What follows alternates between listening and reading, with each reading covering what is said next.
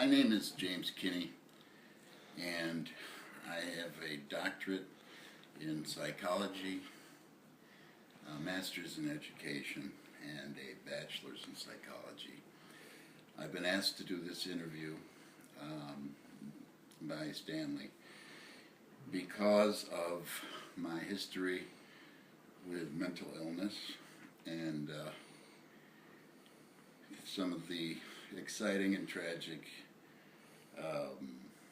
positions I've been in. 5 of my last 10 years have been spent in New York State Prison, where I've been incarcerated for 2 felonies, reckless endangerment and coercion, which are not unconnected to my bipolar. Very early on, I was very perceptive, and I felt different from everyone in my family. I felt different from the kids that I encountered in school.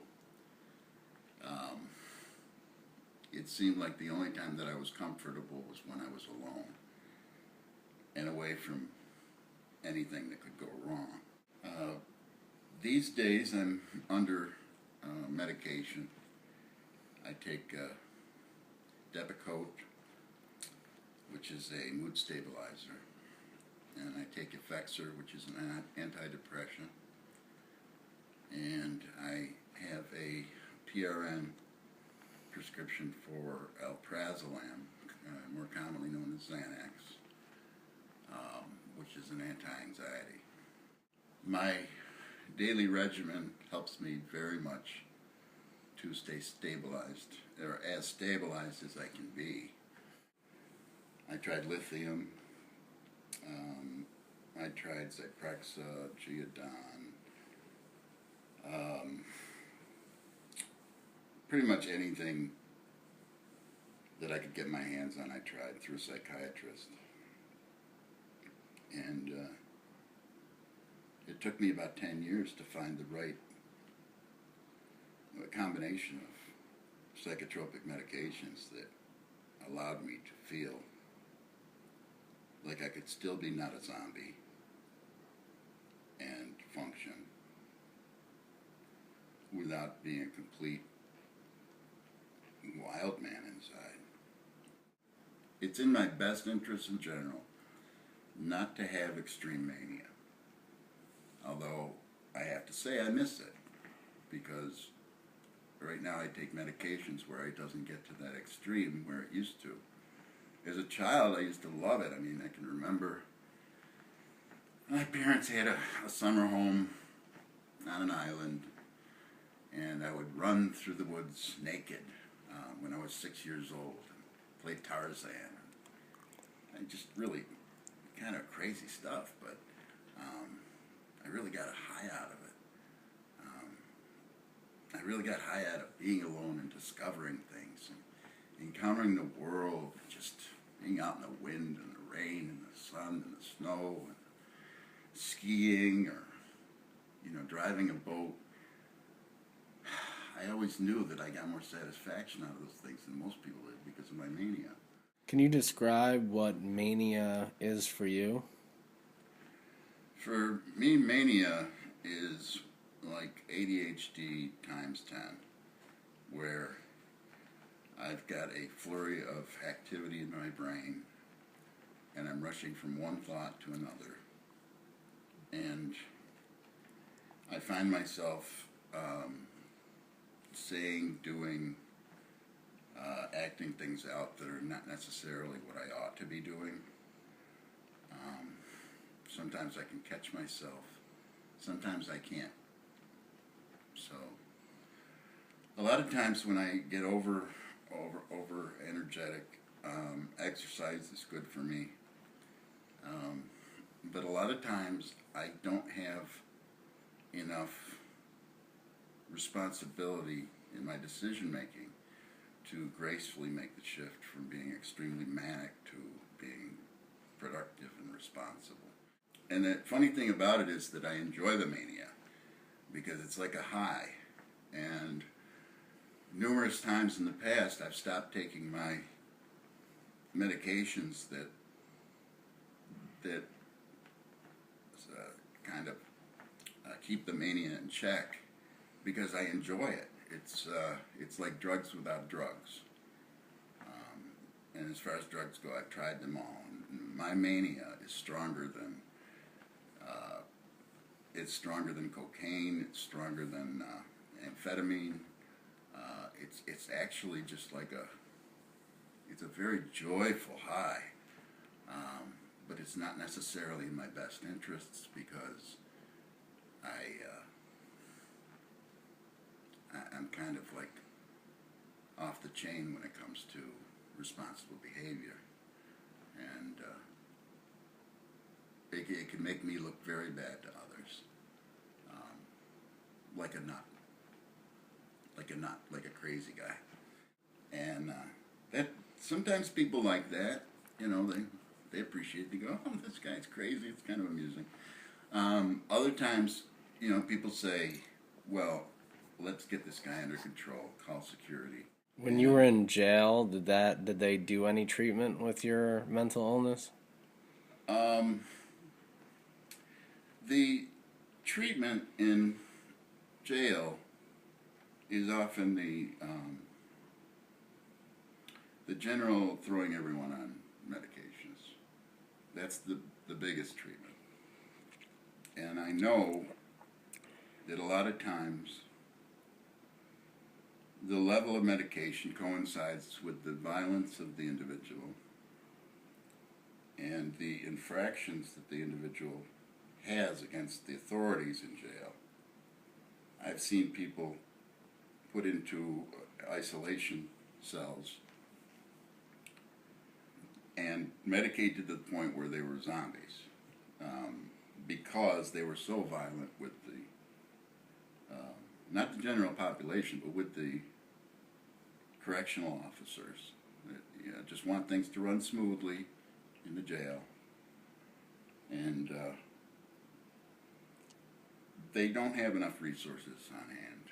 I mean, your average correction officer wants to keep order in the facility for the greater good of the inmates and for the greater good of the corrections officers, the authority people. And you can choose to either get along with the persons in authority or rebel against them. But the people who rebel against them in prison don't fare very well. There are a number of different things that prisons can do that can't be done in the street in terms of taking away an individual's rights, that are geared at, okay, you couldn't do it out in the real world, you couldn't handle yourself, so now we're going to handle you. You had freedoms before. You could decide when you were going to eat something, or when you were going to go to the bathroom, or when you were going to go across the street and punch somebody in the nose. Well, guess what? In prison, you're not allowed those freedoms anymore. One of the things that I learned from prison was that it helps a lot of people. Now, I'm not saying it helps the people that don't want to be helped. I'm talking about the people that are smart enough. The people that are smart enough to see that being incarcerated may have saved them from a worse fate. And a lot of times the worst fate would come in the form of a drunk driving accident that would take their lives or somebody else's life. Or to continue on the downward spiral of an addiction that would end up having very negative physical ramifications for their body. There's a lot of people who have mental illness who self-medicate with alcohol, and I think that there's a huge number of people that do this. Probably a lot of it has to do with the stigma that's still associated with being called so-called crazy. I'd rather be drunk than crazy. I'd rather be called a drunk. There's something cute about the corner drunk, or the guy who we can make fun of, haha, he's drunk, look how drunk he is. And the so-called mentally ill individual who we've been trained in a way that we don't know what these people are going to do, because, you know, they can be a lot more unpredictable than a drunk. Now, you've said along with your bipolar and previous alcohol problems and whatnot, you've also had hallucinations. Yeah. Can you tell me about that? Well, the hallucinations that I've had have been, when I've had them, they've been auditory in nature. I have no precursor for when they're going to come. And it can be as subtle as, I mean, if you look at it as what do they call that, on a bell curve, way down at the low end would be hearing like radio static coming out of the heater or the fan, or in a car hearing like a radio station that's not on, to actually hearing noises outside of my house or wherever I am, and somebody's talking about me, a lot of times in a derogatory way, calling me names. And it's gotten to the point where one time I even had a visual hallucination of men in the backyard, and I called the police, and they came and they asked me, they said, are you on any medications? And I said, yes. They said, well, have you taken them lately? And it had just been, as a matter of fact, that I hadn't for about 4 or 5 days, because it was one of those times when I was looking forward to the manic episode.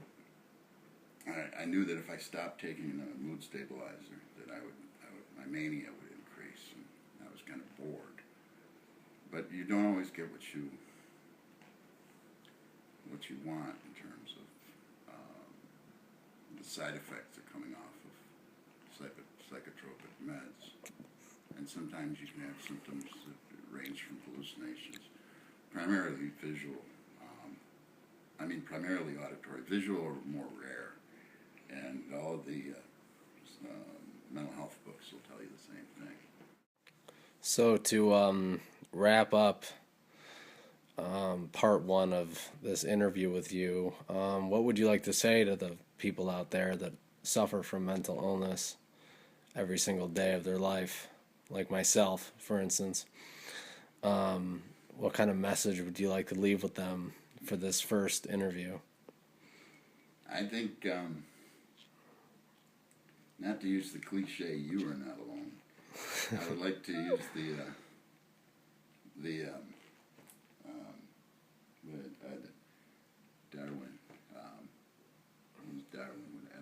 evolutionary cliche that we are not alone, and we're going to get through this. And as dark as things may seem at times, and I've several times wanted to take my life, as dark as things may seem, there's always tomorrow. There's always, the sun's going to come out tomorrow. It's going to be a new day. It's going to be a fresh start. And if you can just hang on, no matter how horrible things get, without doing something stupid, you'll see that there's not only a reprieve for your pain, but there's forgiveness and love after that. And take your meds.